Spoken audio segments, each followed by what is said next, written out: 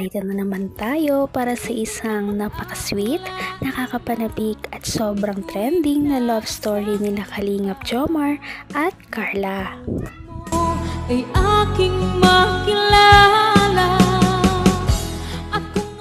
Para sa pagpapatuloy ng ating love story ay sobrang nakakakilig ang ating video ngayon. Kung nakaraan ay pinakilig tayo ng love team na ito dahil kinis na nga ni Kalingap Jomar si Ate Carla. Yan ay makikita ninyo sa ating nakaraang video. Ngunit sa video natin ngayon ay mas kikiligin kayo dahil bumili na sila ng lupa.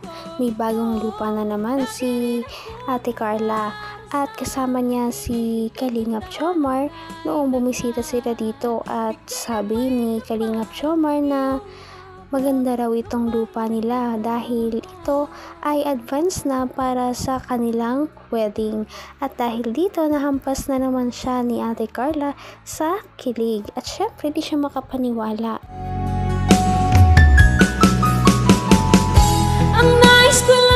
Ayan, may lupa na tayo. Bahay na lang ang kulang.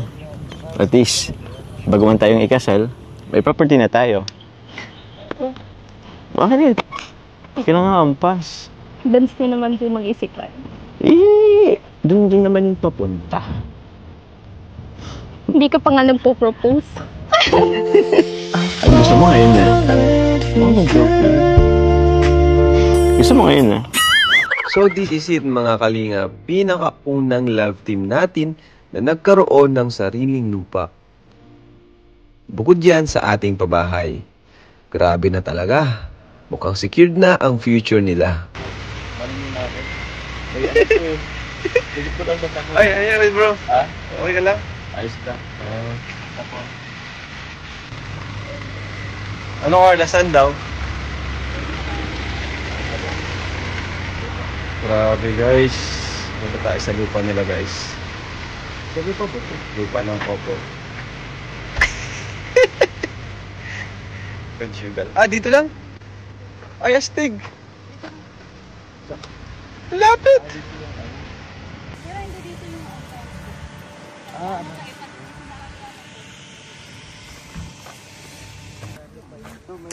Kalsada po ito.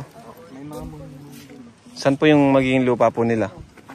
Kung ano ako'y tanggap mo na, hindi ka rin nag-alala. Nakakatuwa naman ang love team na ito dahil kung magsama silang dalawa, para na talaga silang bagong kasal o mag-girlfriend at boyfriend. Kaya nakakatuwa at abangan natin kung magkakatotoo ba talaga yan.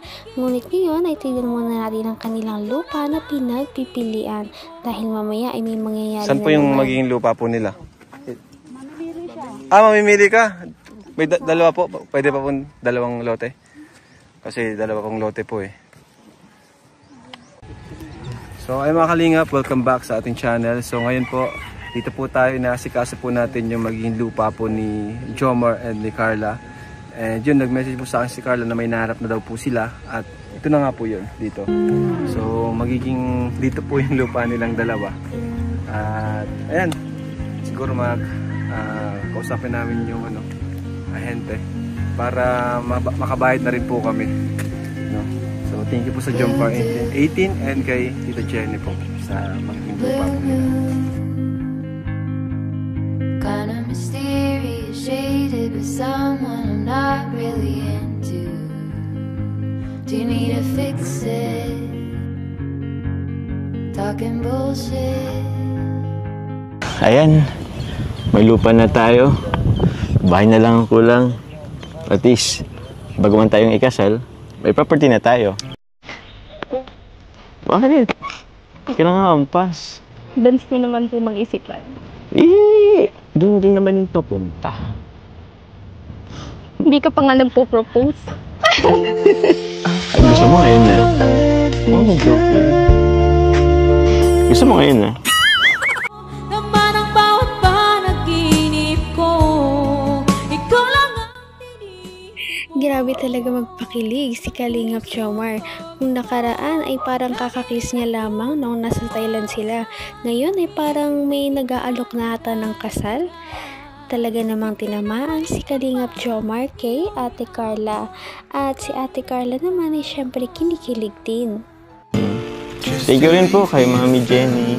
Kaya sa Jomcar 18, lalo na't may lote na kami na agong. Gusto ni Carla po. Yung pambahay naman, kayo na lang bahala doon. Ano gusto mong kulay na bahay? Yellow po. Yellow? Parang gusto niya kaya balin. Ilang ano kang gusto mo? Lagi ka lang first. Ilan nga? Ilan nga? 12? Grabe. Sobrang lawak ng lupa. Tsaka wala pang nakatira. Makapili pa tayo. Sobrang lapit lang pati. Kaya nga po. Lapit lang sa ano, sa kay tita mo.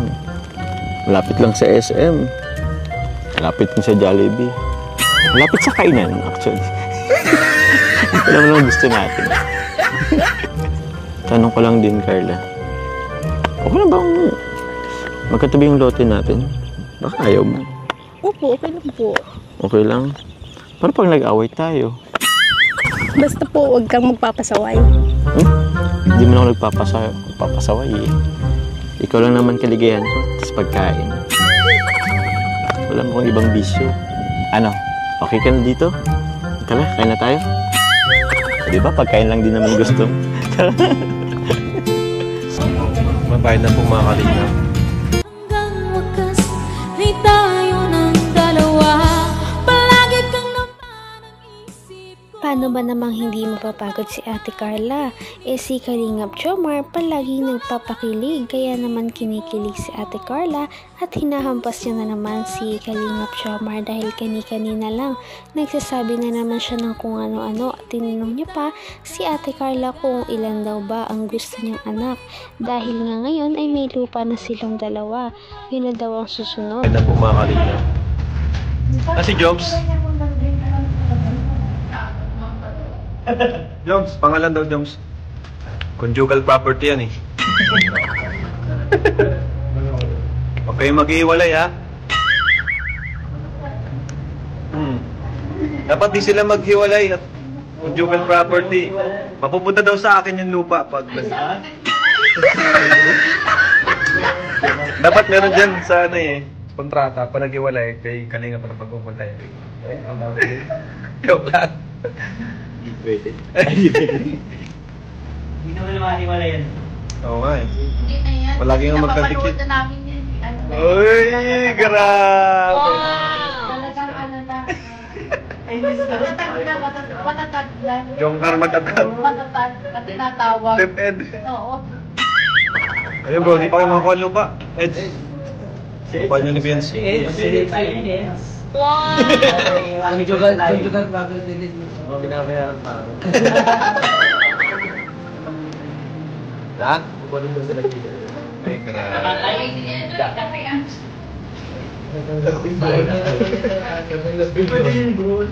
Doon din tatanapin. Normace? Lupa. So ito lang po yung pambayad po sa lupa nila Carla. 400. Grabe talaga at malakasan na ang Jomcar. Sobrang mahal na mahal talaga sila ng kanilang mga sponsors at mga viewers. Biruin mo, may bahay na nga silang pareho na sarili. Ngayon ay magkakaroon pa sila ng conjugal property na bahay. Sana nga ay hindi na sila maghiwalay at ito na ang simula ng pagbubuo nila ng kanilang relationship. Patindi na ng patindi ang mga pangyayari sa kanilang love story. Kaya naman sobrang dami talaga ang kinikilig sa kanilang love story at palaging nag-aabang. Kaya naman sana ay magkatuluyan din ang dalawang ito, si Ate Carla at Kalingap Jomar. Sana din ay patuloy natin silang subaybayan at suportahan para magpatuloy pa ang kanilang love team. Paniguradong hindi lamang ito ang ating aabangan dahil marami pang mga susunod na kilig moments na mangyayari sa kanilang dalawa. Yun lamang at maraming salamat sa panonood. Bye!